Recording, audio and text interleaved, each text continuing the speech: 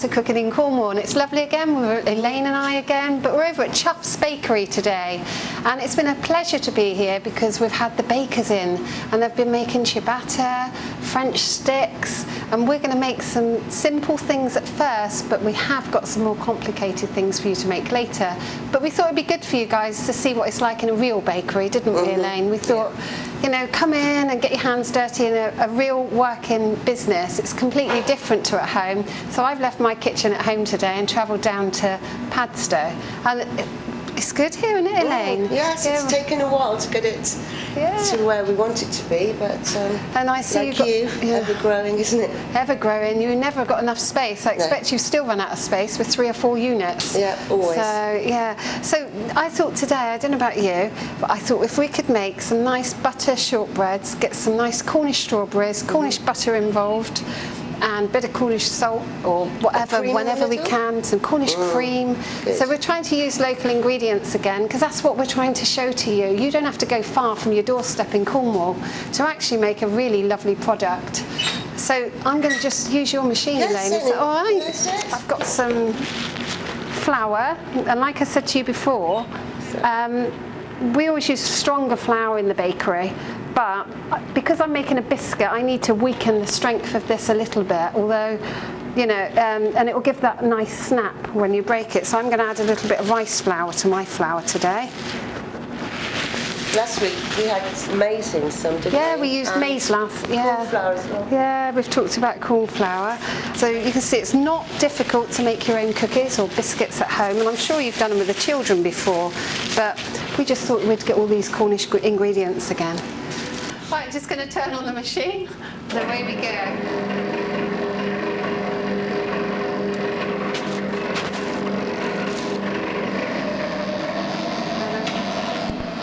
Literally, it's almost making pastry, like making the pastry that we made before. And while that's mixing, I have made some earlier, like I always do on here. So mine from the fridge now is like this. As you can see, look, at first it's gone into a nice crumb. You see this? And as I put that together by hand, with the warmth of my hand, that's going really good. So you'll have a really short biscuit from this.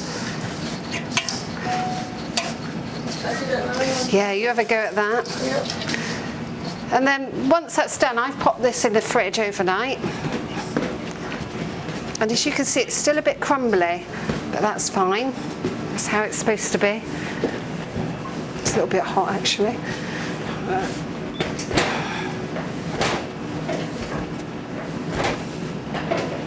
I've chilled mine quite well. It won't roll now. So these are really shortbread biscuits, and what I thought we'd do today is put some nice Cornish cream in the middle and strawberries when we bake them, just for a little treat for yourselves, really. Now, you won't know what a damper is at home, but you remember the old thing where they said, if you go onto I always try to explain to the students at college, a damper on an oven, and we'll show you one in a minute, is, you know, on the steam trains, there's that song, they push the damper in and they pull it out. I can't sing, so I won't. But what it is, it's like a hole in the back of the oven. And it'll, when it's closed, it keeps all of the moisture and the steam in the oven. And when you pull it out, it lets all the steam out of the oven. And for baking, we either have to have a moist oven or a dry oven. It's very rarely in between. So there we are. And like I said to you before, though, I'm going to be making round biscuits, I would always have this round because I want as least wastage as I can. So just pop those out, pop them onto your tray, and then bake them. Now, if you've got children as well, instead of using these with fresh cream, you could do exactly the same mix. You could dip the tops in chocolate. You can make face biscuits out of them. But today I just thought we could, as summer's coming, I thought we'd have strawberries and cream, Elaine. What do you think? Why not? Yeah. Do you know, with your shortbread recipe, you know, you do your tray bakes and things, or at home you'd have a baking tin. You could always exactly the same mix. You can put cherries in them, you could put chocolate chips, you could put walnuts in, anything you fancy really. You could also put fruit in there, blueberries or anything like that. But I'd advise you put them in. You remember when the bowl was at the crumb stage, put them in then, and you'd have to be really gentle with it. So that's that. And again, and this is good because I don't need to keep any of this for next week for our show, because we can. Too many, look, Elaine. More than a baker's dozen today, then. All right. And I'm picking up all these little bits, so there's no wastage at all, look.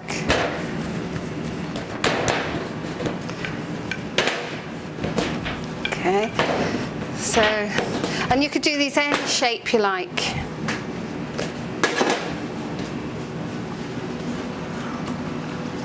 And one more. Okay. Elaine, do you want to come and have a feel of this? Mm-hmm. Have a little feel how good it is. Yeah, it's good. It's just like the one we use. Yeah, similar, is it? Do you put Cornish butter in yours? Yes, we use butter. I think sometimes people use margarine in. Yeah.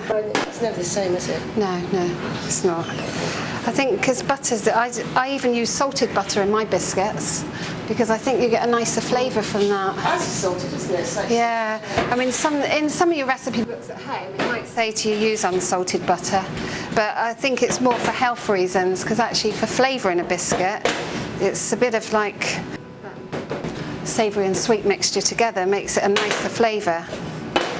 There we are. Oh, that poor baker. See how big his one is today. Oh, well, one for the baker.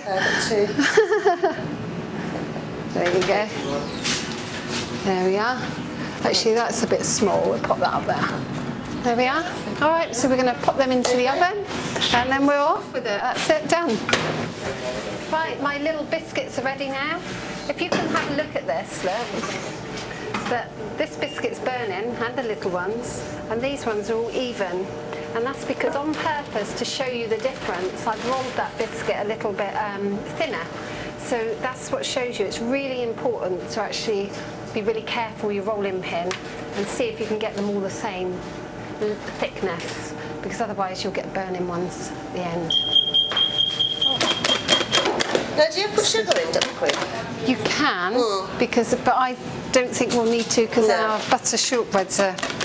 I don't, but some people always do. And you can at home. You could actually use a whisk. Electric one. Yeah, but actually doing it this way, you can actually see. Look, the colour's going white now. See that? It's really white. And it can turn in an instant, can't it? That's the problem if you're using an electric whisk. And do you know what? If it does, you can use it. Do you know what you can use it for? You can make your own butter. Yeah. So if it turns out that you've over whisked it and it all separates and you think you've wrecked it, just put it through a cloth and keep the butter and just put it on your toast. It's really good. There, look, you see that? I can now stand my whisk up in that. That's ready. Okay, that's your little test at home. So, but still make sure that the bits at the bottom are mixed in. There we are. That's perfect. Because we know that'll... Right.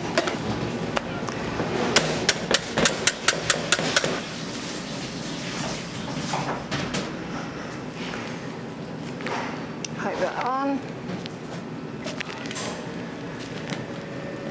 These are going to be strawberry shortcakes, Elaine. Where's my strawberries? Oh, it reminds me of summer, doesn't it? Yeah, I just thought it'd be good. Having a barbecue and some nice, easy pudding.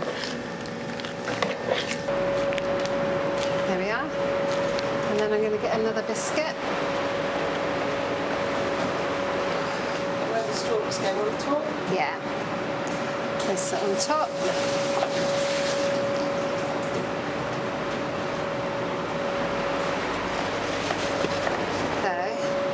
Cut one of your strawberries in half. If you cut it like this, look, on the slant,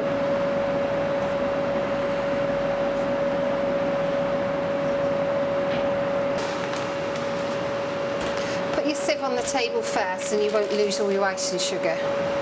Alright, because otherwise the weight of it will take it straight through the other side. They look awful, don't they? But you can't wait to try this. You can put some in the middle and some on the sides, but this. So do you go right the way through, or just Yeah, on right one the way through, side? and when you push it apart there, it'll fan it like that. And just put that on the top. It's quite pretty. Do you want to have a go? I'll go. Have a go. Just put them on. Strawberry shortcakes. They look good enough to eat, don't they? Certainly. I've got to get some volunteers in a minute.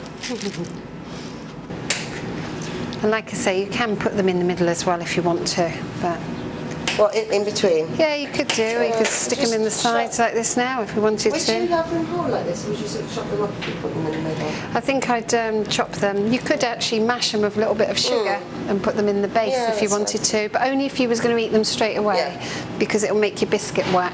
Or if you were going to make them and prepare in advance, you could dip your biscuit in some chocolate, which will give it a little bit of a layer, and then pipe your cream on top, and that would make them last for longer. Okay, should we go and get some volunteers? Yep.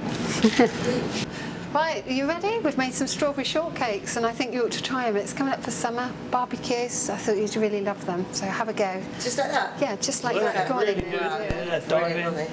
Oh, wow. You could be posh and break it, I suppose. I should have probably butterflied them, really. But, Oh, good. come on, go for it. Naughty, but nice.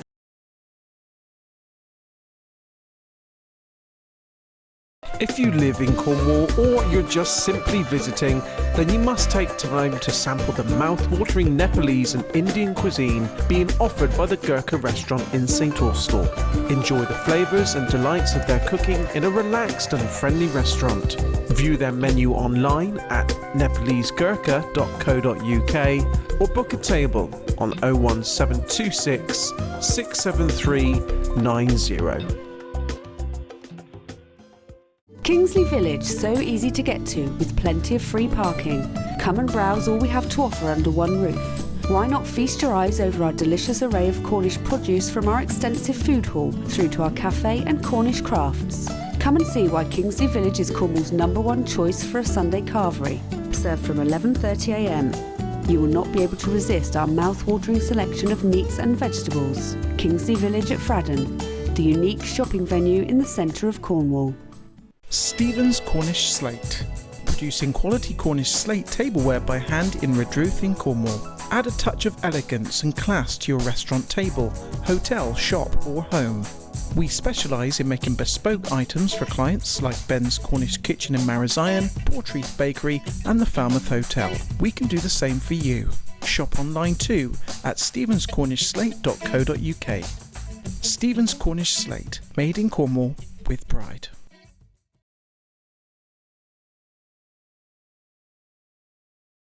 We're going to be making some pork pies. Now, pastry again, as I say, every week we've been showing you a different pastry, and today we're going to make a hot water pastry, and that's how pork pies are made. And years ago they would do hand pulling, and even today we still use a really old-fashioned machine to make the pork pies. But today Elaine and I are going to show you how to make some hot water pastry. Now, it goes without saying against anything I've told you in recent shows, because I always say fridge, put it in the fridge, do this, don't get it hot, it's going to be rubbish. But you have to have all warm ingredients for this pastry. But the result is perfect and really delicious. So what are we doing here, Elaine? Actually, Maren, this is why Tom's here as well, because this is our new Sabre production unit. And when we get this pork pie perfected, hopefully Tom's going to be making it up here. So he's got to learn how to do it as well. Yeah, that's good. And I have been having trouble with the pastry.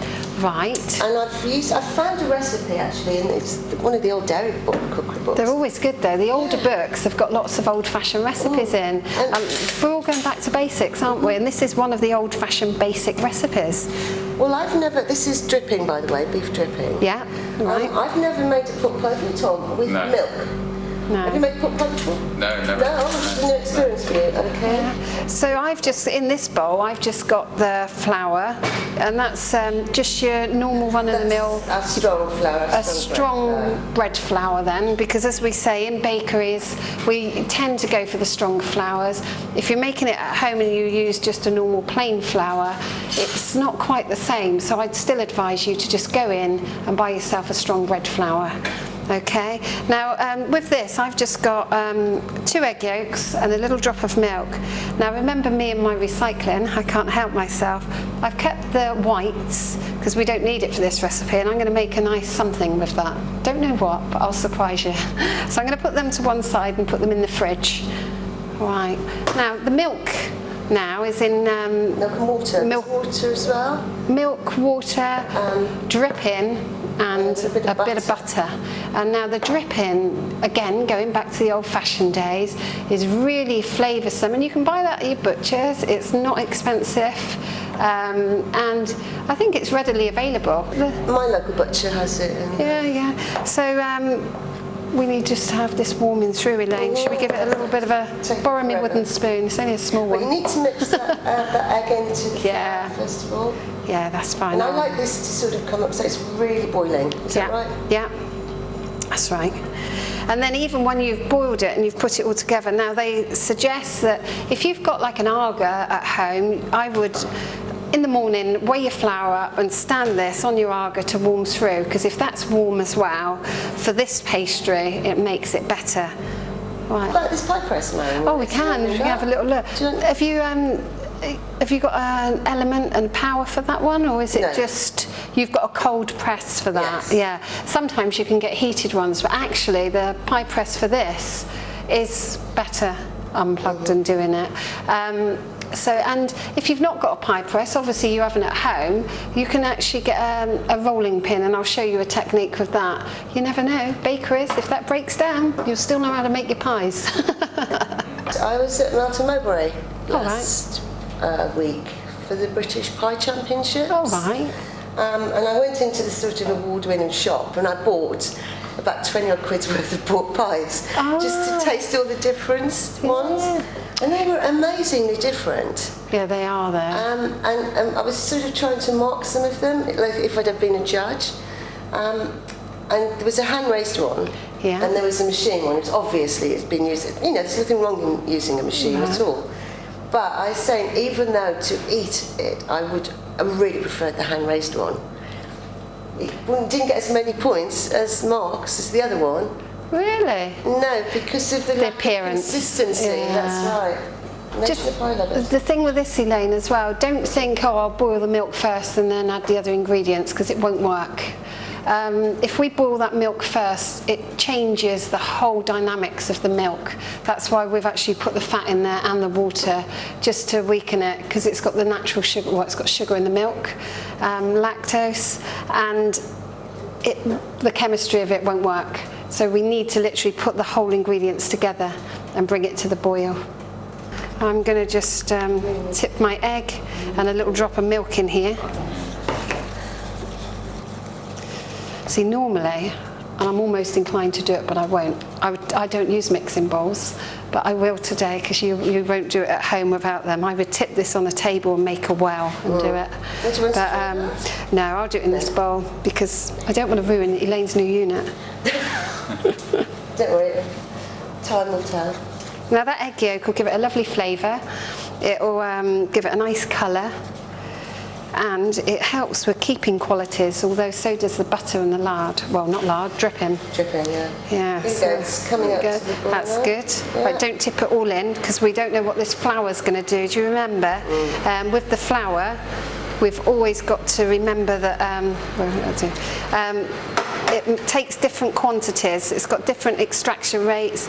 If it's warmer, it will take different amounts of water. Now, look, I know that needs more. Go. There we are. Bringing that together. I felt it was a little bit dry. It's feeling dry to me already. And so I added a little more water to it. That's brilliant. It's trying to get that perfect recipe. Okay. And you get the perfect recipe. I'll have all that. And then I'll have a little drip more milk in there, because I think it's going to take a bit more. I can tell by just feeling this that it's not going to be enough. But I don't know if you've made sugar icing at home, where you have hot water and icing sugar. It seems like you've got loads and loads and loads and loads of sugar, and all of a sudden it disappears with the heat. This is the other way round. This seems you've got loads and loads of liquid and flour, but the flour absorbs the liquid really easily. So look, there's not quite enough in here. So, and because it's hot, because it's going in hot, it's already cooking it, bursting the gluten, the grain, and the gluten's being sort of let out already, isn't it? Yeah, it's almost like making a bit of a choux pastry, isn't it? Yeah. For your eclairs, choux buns. The thing is, it is quite hot, isn't it? Yeah, it is, but the reasons why most bakers have got cold hands, you know. Mine are always freezing. I'll warm them up. Right, look, see, it's all. I feel, Tom. I can feel it needs just a I little think bit. we probably put. Right. Yeah. Yeah, it does feel like choux pastry, and if it was a choux pastry, we'd beat this up, get it cold, and then add eggs to it, and then you'd be there ready. Did you see on the television the other day, it's the hand bikers, and they were doing a choux pastry, All right. and they used a hand beater. Oh, really? Have you ever done that before? No. I've never used a hand beater, but it gave it a lovely sort of smooth finish. Yeah. Just thought, oh, I might try that next time. But, you know, we're still going to cook this flour a little bit, but we're not going to put it on a direct heat. We're going to mould it up like this. And I'm going to put it back in this bowl. Now, at home, you could just cover that with a little bit of cling film. Just because what happens if we just leave that now, the air will make a natural skin on that. So as you go to use it, it'll all start cracking and your pie will look awful. So we need to cover that, and you leave it to rest for half an hour. Okay, Jonathan, so talk us through what you brought me up today. Well, all this really is it's shoulder meat, a little bit of fat with it, but really good quality pork, and you know, that's what will make you good pork pies, really. Yeah. And it'll be great to try a little bit of this Cornish Orchard apple juice with it as well, just to see how that goes. Oh, yeah. I think so. Give it a little, because you can't call it like melted maple. You've got a protected status the same as us. Yeah. So you know, we can a little slant on it. Could be a Cornish. Well, that's the great thing, is pie, just trying different things yourself, isn't it, really? Just see what works, And so like the burger, really, you could put apple in that if you wanted to. good, yeah, there'll be no problem with that. There we are. The thing is to cut the apple just before you put it in, because obviously the apple goes brown, Yeah. it's too far ahead. But, Or you could lemon juice it, you know. If you did get it a little bit before, if you put a little bit of lemon juice on your apple, Yeah. it stops it from going brown. that's a good tip. There you go. It's one of my tips again, guys. It would be quite nice to have a little bit of apple. You know, I think this is where we're starting from, Tom. Yeah. And we've got to sort of experiment and test and taste. You've got a perfect audience next door. Those guys will eat anything, won't they? Well, Elaine, I've been over in Mexico, haven't I, working? Yes. And they would put chilies in with everything, lots of their things. So what we're going to do is, this pastry has been cooking on here, hasn't it? And as you can see, if I show you a little bit at home, you can see it's a lot darker. See this? Yeah, very. That's because we've left it on that warm water and it's starting to relax, and it feels, if I've got to tell you how it feels at home, it's like warm Play-Doh. What do you Very think? good, yeah. Can you make a chicken? Oh no, let's not try it. Right, so I'm going to get a piece of this. And when I was at college, we did have one of those old antique machines, and I've actually got one in my bakery as well. But I just at home, I know that it's all very well watching these fantastic cookery shows, but I'm just going to use a rolling pin, put it in the middle, push it down, and literally pull the pastry up. Okay, because we haven't got anything. Now, you wouldn't have this at home either, so, but you might have a Yorkshire pudding tin or something like that you could use. But you can see what I'm saying, you can do it without the machine. Takes practice. What we need to do, isn't it? Yeah. You know, it's got to be a consistent product, isn't it? Let's have a look at this. Yeah, that's perfect, isn't it? So, the sausage meat again. I'll have to put my hand in because you know what I'm like. Just literally make sure it's packed in there, look. Right. It doesn't, I've got a bit of egg from earlier, so I'm just going to use that for the top to help it stick together. Now, nice and... You don't want to do this too thin because obviously the pork takes some time to cook. You won't... Obviously, if you're going to make these at home, we're going to put all the recipes for you on our website, and we're going to bake these now and egg wash them. No milk in your egg wash, just egg wash. In fact, really, I would just say egg yolk for the top, because the pork pie should be nice and dark on top. Now, I expect everyone at Melton Mowbray are going to moan at me, but you know, we're doing them with Cornish meat. They're not Cornish pork pies, obviously, because Elaine will tell me off, but they're as Cornish as we can get them. Right, okay. Right, what we're doing now is we've made our pork pies. They're looking lovely. And this, I'm using a syringe, because remember the holes in the top that we did? We need to put the jelly in it, and it's made from gelatine. So, and you can just buy gelatine in the shop. You just warm up the water, add the gelatine to it. I use a syringe because you can get in there, just get it right in there. And you need a good bit of jelly in this pork pie. And it takes a bit to set. Do them when they're warm as well, don't you, Mum? Yeah, always do it when it's warm because it's easier. This one's taken loads. Yeah, it's really coming out the bottom of your tin. Oh, there it is. Right, pastry, listen. Now, if you're baking these at home and you use a thermometer for the pork, always keep it above 85 degrees. Look at that pork. Now this one's not got jelly in, but see all the juice coming out of it. But once these are set, you'll see the jelly all the way around the edge and it'll be all sealed. So it's a good pork pie. Well, thanks for watching with us again today. Who knows what we've got in store next time, but we can't wait to come back and see you all again. And thanks for watching.